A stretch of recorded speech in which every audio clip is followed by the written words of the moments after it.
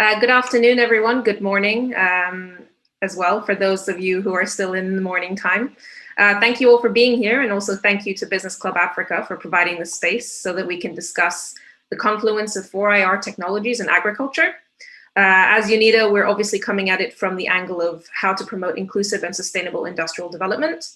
So the first half of the session will be in conversation with our speaker today on the topic of innovation in agriculture through her own experience as a founder of an agri-tech company.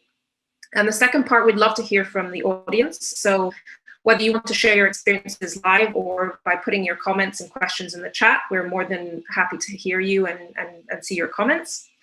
So with regards to the topic of today, as many of you may know, agriculture is expected to be a $1 trillion market by 2030 and is ripe for innovation. In fact, a recent study showed that in 2019, there were at least 390 distinct and active agri-tech solutions across the African continent. And as an indication of how quickly this sector is growing, nearly 60% of these were launched in the last 3 years. So approximately 20 were launched since 2018. So the growing use of tech applications, and that's everything from soil testing to drone technology through microcredit and microinsurance availability, it's looking to increase the overall productivity and sustainability of the agricultural sector as a whole. So this masterclass is really about looking at ways in which digitalization can support agriculture, and really in a context of today and not really as an academic and vague and intangible concept. And for that, we're really pleased to have our speaker today, Ms. Aisha Rahim, the co-founder of Farms to You, which is an agri-tech enterprise based in Nigeria and serving sub-Saharan African markets. So welcome, Aisha. We'd love to hear a bit about your journey and Farms to You. Sure. Thank you for that wonderful introduction, Beatrice. And nice to meet everybody.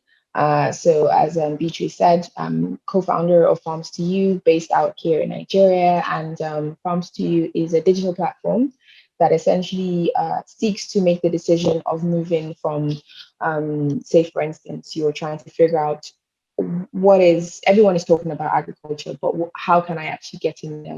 What is a tangible way that I can move from point B, from A to B? You know, things like, what do I grow to start with? We use data like where a farmer is located, what the weather is like, what the demand is, and then advise a farmer on what to grow. And then using our platform, then get that farmer access to capital, where through our platform, we're doing a lot of collaboration with microfinance institutions to identify leads. So when I say leads, that means farmers that meet certain criteria. So for instance, they have a bank account, they have a bank verification number, which is unique to Nigeria, but essentially something that is an identity for them to know what their credit history is, and all those core details to help the farmer get access to resources to get started. And then through our platform, there's an extension service section where it guides the farmer, for instance, from land preparation to what seedling variety should be used to the final stage of actually harvesting and selling their produce. So what we do is very much, trying to make that digital connection and simplifying the process of becoming a farmer. So that's my introduction. By the way, I'm in my office space, so you might see people walking around, so just excuse that. I think that's perfectly fine, and I think we're all very familiar with that situation. Yeah. So just diving a little bit more into Farms to You. I mean, when we talk about the fourth industrial revolution, we often hear concepts such as the Internet of Things, which is any system that connects to the internet, whether that's a mobile phone or a sensor or a drone, to big data and machine learning, where computers are given the ability to learn from data. But as I said before, some of these terms can seem a little bit academic, when really a farmer using a phone to connect to advisory services like the ones you're describing or linking to markets are just as much part of this ecosystem. So how does Farms to You use these in technologies in the services that it provides? And what are some of the challenges that you've encountered? So the space we're playing in is one of providing advice and connection. In terms of advice, things like the extension services, where agronomy advice, like what seedling variety should you use, what quantity of water, how much heat does your produce. So some products like alkaline soil, some like acidic soil. So that's the digital extension service, which is a core part of our solution. Then facilitating connections with other services across the value chain. As you mentioned, 390. I didn't even know it was up to that number, but the space keeps growing every day. But there are lots of silos where different agri solutions are working independent of each other, and that's not creating value. So one of the key things that we're doing is creating a platform where, first of all, the farmer needs to know how, of we build for for the perspective of the farmer. Agriculture is a big space, but where we're playing in is having the farmer, a smallholder farmer, as our primary user, and then building a solution from his or her perspective. So one of the key challenges that we find for with farmers, smallholder farmers in Nigeria, particularly in which is also representative of the sub-Saharan African space, is access to information is very challenging. So lots of farmers don't even know how to apply for a loan. They don't know what type of grant services are available for them. So the first thing is bringing them onto the platform, which is free to use, to actually access the information like, okay, what should I grow? How should I grow it? When should I harvest? Where should I sell? And then once they know those key technical details, which is under the umbrella of extension services, we then facilitate connected connection with resources like your capital. The farmer needs to have access to capital. So then we then work with people in the bigger agri space that are looking to provide capital to farmers.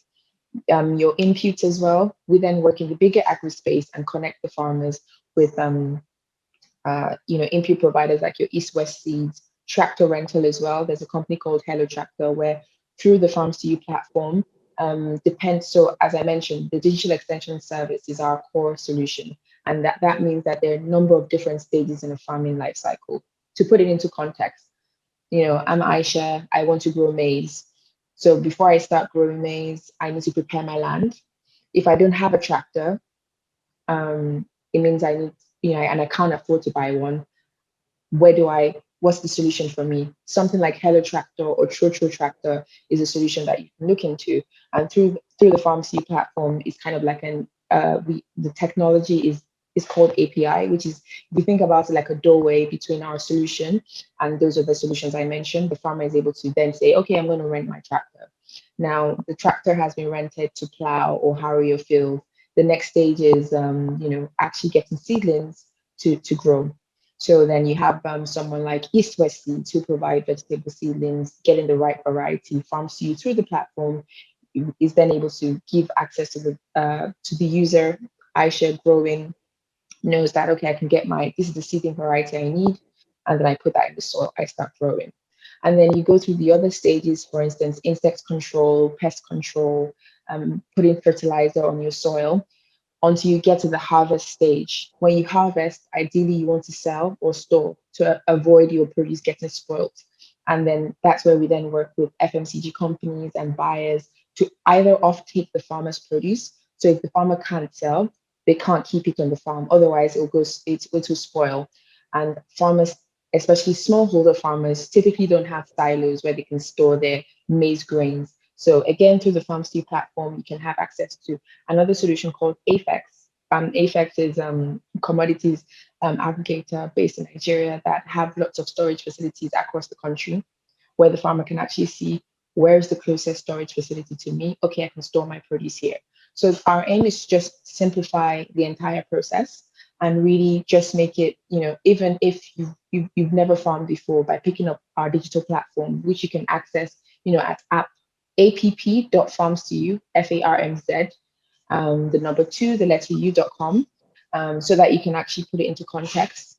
Once you can access that, becoming a farmer doesn't seem so far reaching because there's a lot of talk about agriculture growing, but there's still a lot of defragmentization in the market. Lots of people aren't speaking to each other. So for instance, in COVID, we're still in COVID times, but at the peak of COVID, when there was lockdown and stuff, people were going hungry, but there was loads of foods in northern Nigeria that couldn't be transported. over to the southern region because there are lots more farms in the northern region, and they were going spoiled. So there is no straight through logistics between the farmer and also being able to communicate with the buyers that, okay, I have 100 tons of maize and I can supply that. So it's kind of like there's demand, there's supply, but there's no way to communicate. It's almost been like in two different countries, but there's no telephone to make that call. And that's basically what FarmC is trying to do. Yeah, thank you for that, because I think what we find is exactly what you're saying about breaking silos. Generally, when we think of technology solutions for agriculture, we speak in terms of broad categories of advisory and information services, market linkages, supply chain management. But as you're saying, those are very distinct stages of a farmer's experience and life cycle of their profession. And increasingly, experts predict that it will be platforms that combine all of these services together that will bring the most value to farmers. But I wonder if you could add a little bit more about what your experience is with engaging with end users. So for example, how are you engaging with, or is it entirely through your platform, or how are you enlisting farmers to your platform and selling this to them? So we do a lot of farm visits. I mean, that has reduced drastically since last year because of the pandemic. But we still have to go to farms and speak to farmers as well. At the start of the journey, we were working a lot with existing farmers who are typically average ages of 50. So on either side, so something like 40 to 65. I mean, you have farmers that are even older than that. But what we found is that there is hesitation in terms of using the platform. I mean, whilst some farmers are aware of things like climate change, so for instance, in Nigeria, there's something called Hamatan, so where the sun and the heat from the Sahara Desert causes it to be hotter and drier, and as a result, the soil doesn't get the moisture that it needs to thrive. And the Hamatan season for the last 2 years has been longer than it has been in the past of other climate change. So there is evidence where when you're speaking with these farmers who seem to, while some people don't believe in climate change and says that I'm going to farm how my grandfather has been farming, there are some that also see reason. But that said, we build our solution for the young demographic. We build our solution for people interested in, so either existing or aspiring farmers that are of the millennial age, so between 18 and 35, typically the type of folks we're building our solution for. That's not to say that if you're older that you can't use the platform, but that's who we're building it for, because that's the future when it comes to farming, because the 65-year-old farmer in the next 5 years probably wouldn't have the strength to go onto the farm. So that's how. So we engage our farmers, through offline channels, through farm visits. We work a lot with NGOs. So, for instance, we're kicking off a pilot project in the United Nations Development Program in Kenya, where again we're focusing on the youth demographic. And of course, digitally as well, we engage a lot with our farmers through social media, through the internet. If you look at the numbers, there's an 89% mobile penetration rate in Nigeria. There's a 90% in Kenya. So there's evidence of how the number of people online is increasing. And in fact, during the lockdown period, we were able to conduct Zoom calls with our existing farming communities because there was a lot of panic. They didn't know how to sell their produce. They just needed some sort of guidance, and we were able to do that online. So I guess to structure that out, to structure that answers, we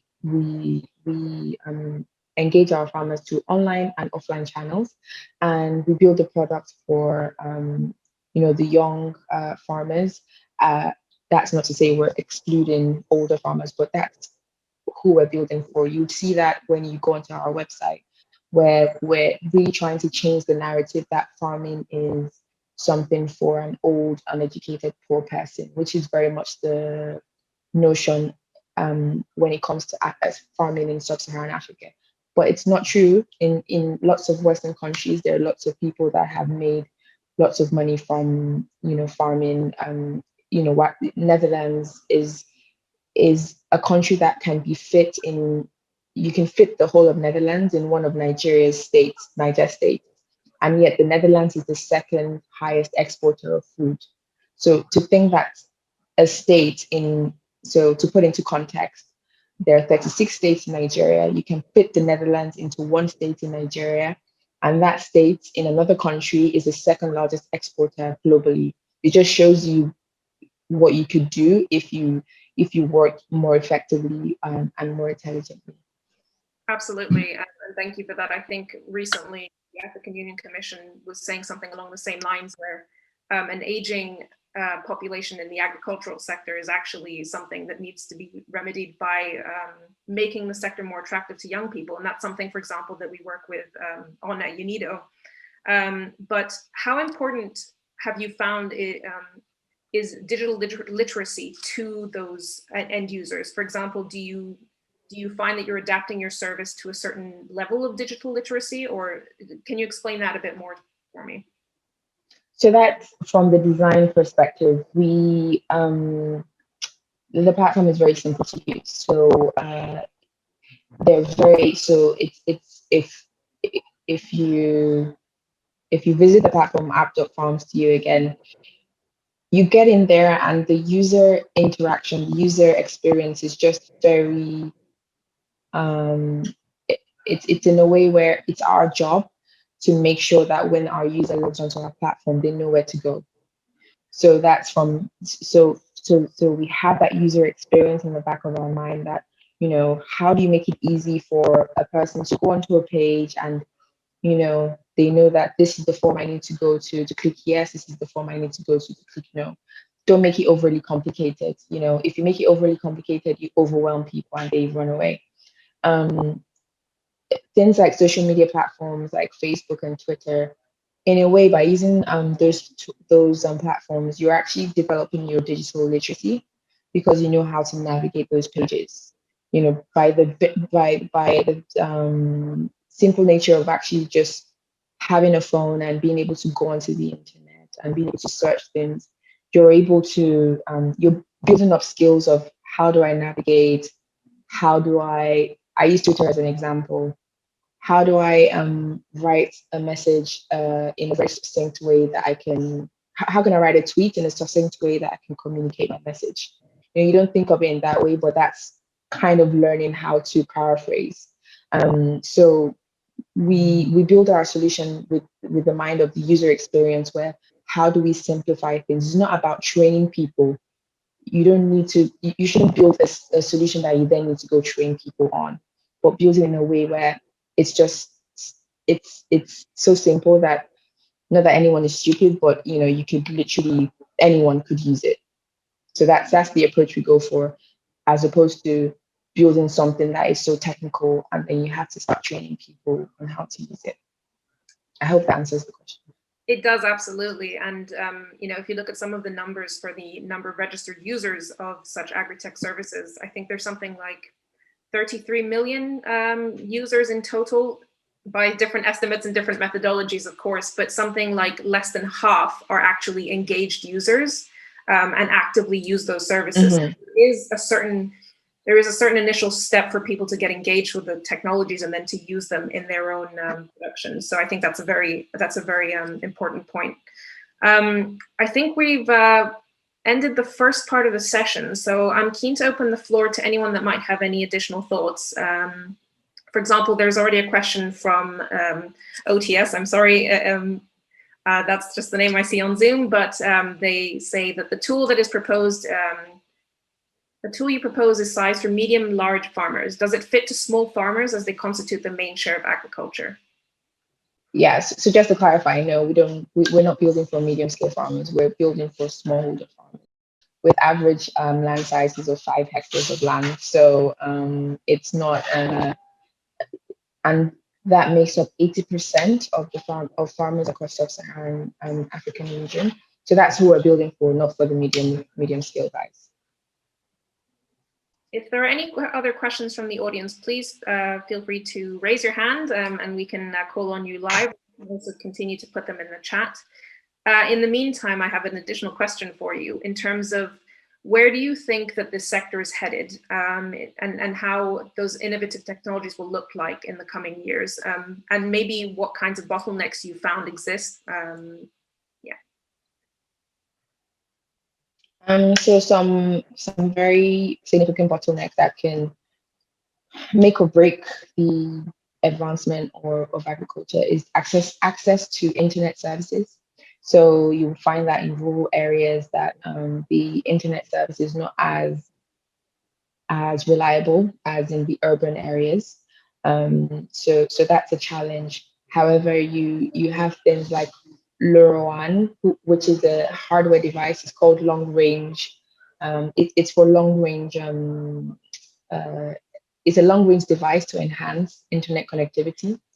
So that's something that we currently use with our farming communities to amplify their internet access. Also, power is an issue. Nigeria doesn't have 24 hours electricity, and again, that's representative of much of the sub-Saharan African region. If farmers don't have access to charge their devices, they can't access the information they need to grow. So from an infrastructure perspective, those are two things that we've seen that directly impact the deployment of our platform. And then on a larger scale, you have things like bad roads as well. So logistics, I mentioned being able to transport food from, the northern region to the southern region is actually quite challenging because the roads aren't very reliable. You don't really have train services. Those sort of things just cause further delays. So I think the biggest challenge is one, it lies within infrastructure. When it comes to the number of people to go into the industry is there. The landmass to facilitate that is there. The capital, insofar as it is deployed in the right way, is there. But infrastructure is really, I think, something that could, if resolved, could even amplify and explanate the growth rate. Absolutely. Thank you for that. I have a question from a Jeff Bubanga on the amount of investment in Nigeria at the moment regarding tech startups, and that's both locally and from overseas, whether you have a general understanding of what that might be. And I suppose as a follow-up question of my own to that is how much of that is specifically for agri-tech, because that is, a smaller subset of the tech startup scene. Yeah, I mean, there's I'm not an expert in this. I'm not an expert in this area, but there is investment available locally and overseas, as people would see from news reports of, how much people are able to access to grow their solutions, and also companies that have been acquired. A startup, although in the fintech space, was recently acquired for a significant amount. In Nigeria, so the investment is available. I suppose it depends on what you're searching for and where you're searching for it from. But just to say that we operate a bootstrapped model. We haven't raised significant investment. I think if that question is from, one thing I will say is that lots of entrepreneurs that I've met, you can build your solution without needing investment or accessing investments, but just being able to use the available resources that are around you, as opposed to having to delay or wait for investment to come. But investment is available, in direct response to your question. Or thank you from Jeff in the chat. I suppose an additional, just to hit off of what you had just said about using and leveraging existing resources in addition to any kind of financial investment. I think one of the important things that is consistently raised is, for example, the availability of data sets with which to work. And I don't know, perhaps you can talk a bit more to that, but also, if it's not directly through farms to you, perhaps some of the challenges that your partners on the platform have perhaps shared and experienced on this issue.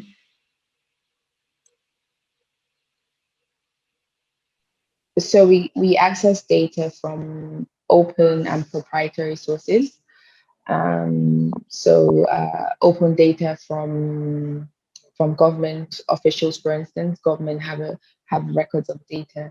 It's often in paper format, so it's not in the best format, and it's not always accurate, but it's a good starting point for you to use. Speaking to people as well. I mean, the data that we have is a combination of open and proprietary data sources that we've got from speaking to people, interacting with government officials, interacting with NGOs.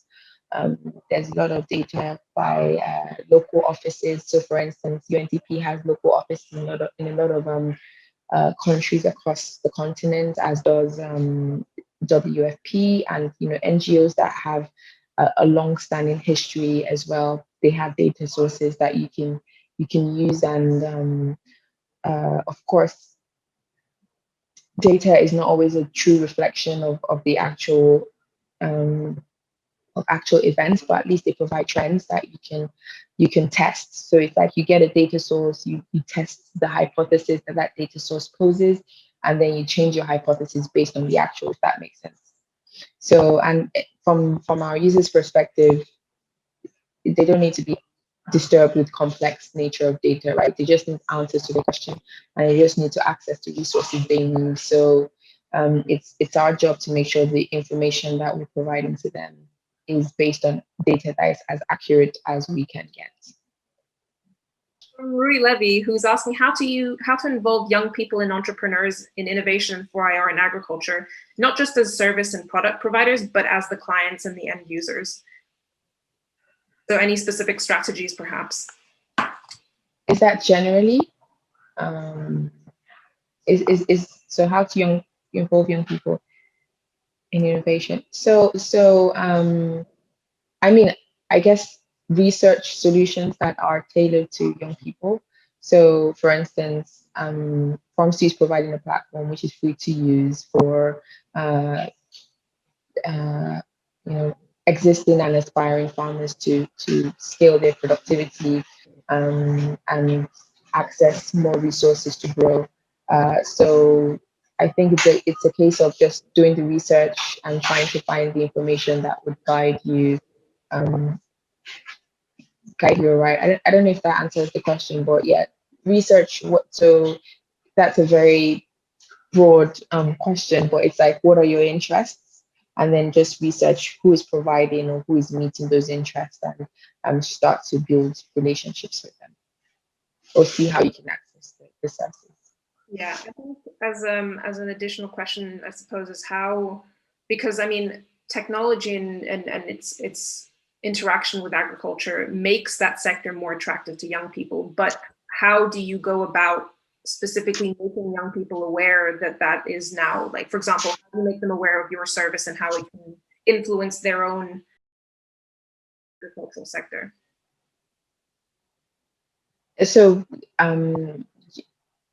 just going back to the initial point about how we get to our users through online and offline channels. So through our social media sites, through our websites, through I guess through things like this, through so we have a huge digital presence, and then we also have a physical presence currently, predominantly in Nigeria, growing in Kenya. But yeah, that's how we make users aware of our presence, really. Thank you. Ruth from South Africa asks, if you provide training to smallholder farmers, as know-how is a huge gap in Africa and it affects productivity and profitability. Yes, we do, and that's what the digital extension service functions as, right? It's telling the farmer, how do you prepare the land, what variety of seedlings do you use, how do you manage pest control, insect control, those sort of things, and it's NGOs.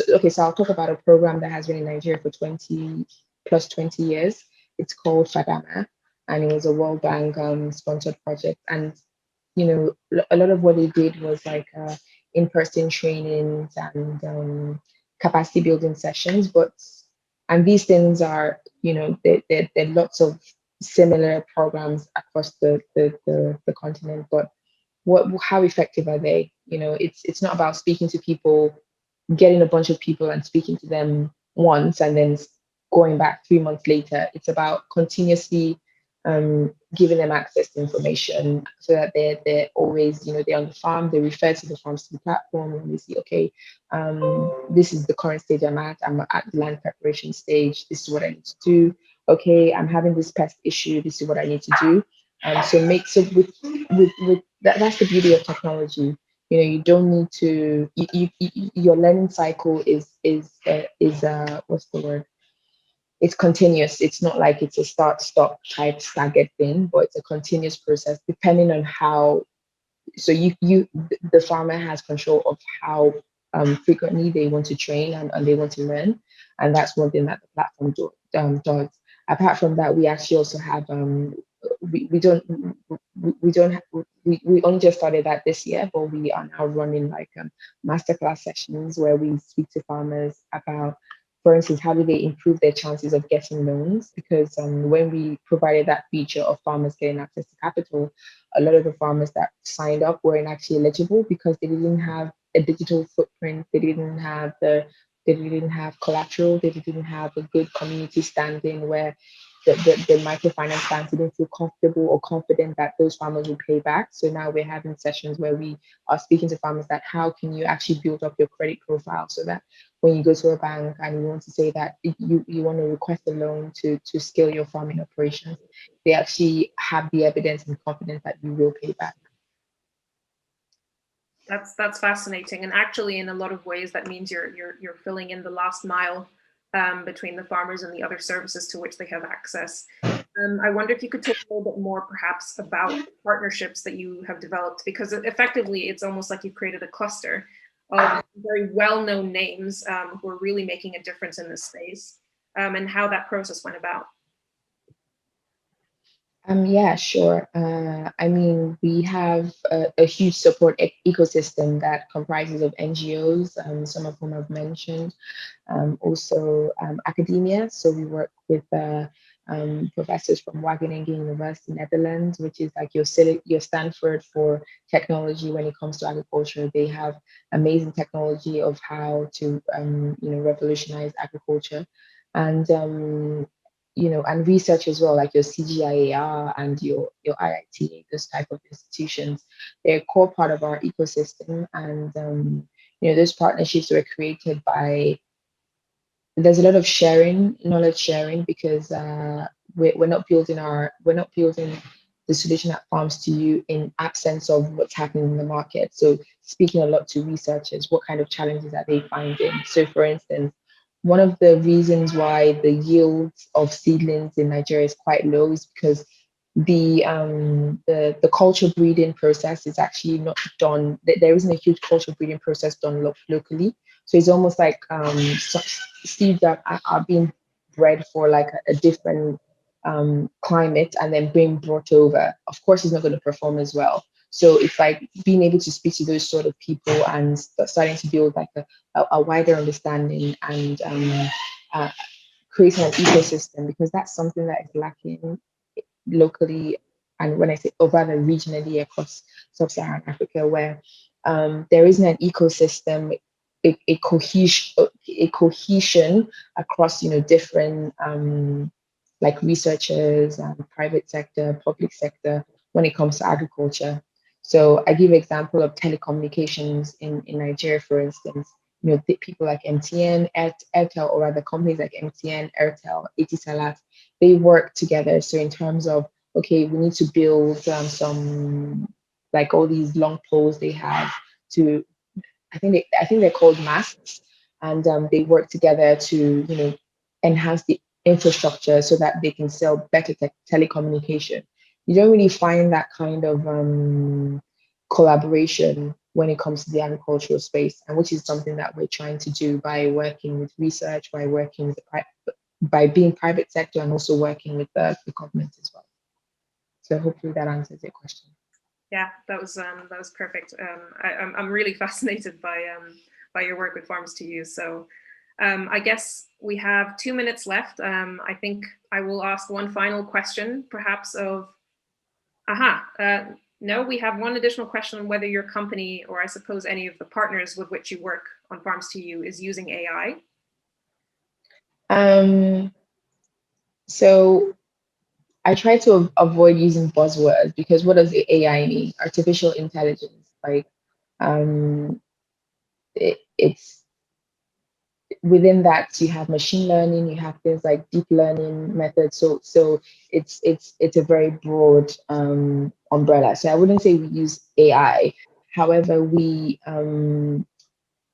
use the data that we collect on farmers to help them improve their decision making process. So we have a database that continues to grow because of, as our user base continues to grow and we start collecting data on their activities, we're kind of building even a bigger database of information. And through that, then advance to a stage where we can start employing deep learning methods where, based on activities that were done by the farmer. So for instance, you added 2 liters of nitrogen to the soil, and that increased the yield by 2%. Does that mean if you add 4 liters, it would increase the yield by 4%, or would it triple it to 6%? So those sort of things we're playing around with. We're still in the early stages of doing that. But yeah, hopefully that answers your question. Thank you again from Jeff in the chat. Thanks, Jeff. Yeah, so just like, let me leave perhaps this session with perhaps one final success story that you've perhaps witnessed of the interaction between Farms to You and a farmer, or just any kind of, even just their journey through their use of technology in agriculture that you can think of as a last point of reflection for our audience. Okay, so I'll give 2 stories. The first one is a farmer who had been facing a disease outbreak on the soil on his farm, which was 2 acres. And the advice we actually gave to him is that he wasn't practicing spacing in growing. It's called jute leaves. Locally, it's known as ewedu, is a vegetable plant. And what was happening was that there was a lot of yellowing of seeds, where he was losing up to 60% of his produce. But then I think the success there was getting to convince him that if he was actually able to space and as a result grow less, because the farmer is thinking from his perspective, I want to grow as much as possible. I don't care if I waste. But it's like, if you actually just take a step back and say that, okay, let me approach this from a technical perspective and see how I might not make as much money, but at least I have less waste. And we were able to cut down the waste that the farmer was experiencing by 30%. And we expect that waste to even grow even further, as insofar as those sustainable practices like crop rotation. And crop rotation means that not growing on the same soil all the time. And spacing just means that your seedlings have sufficient room to grow, as when you put the seeds, as it starts to sprout, there's enough space between the 2 of them.